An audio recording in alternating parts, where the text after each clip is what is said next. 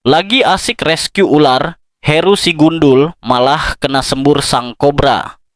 Presenter sekaligus pegiat reptil Heru Gundul mengalami insiden serius saat melakukan penyelamatan ular kobra jenis naja.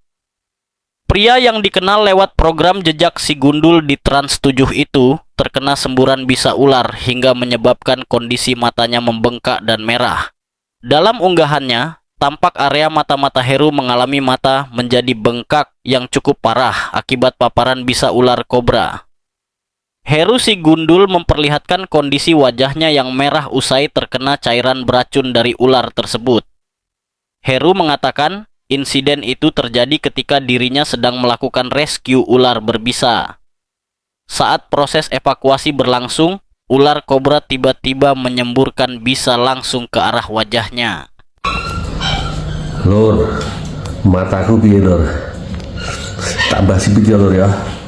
Nah ini tadi kesembur bisa kobra lur. Doain ya lur ya, cepat pulih. Dan ini bisanya sih udah nggak sudah keluar, cuman bisanya tadi kan kena saraf-sarafnya jadi bengkak ini.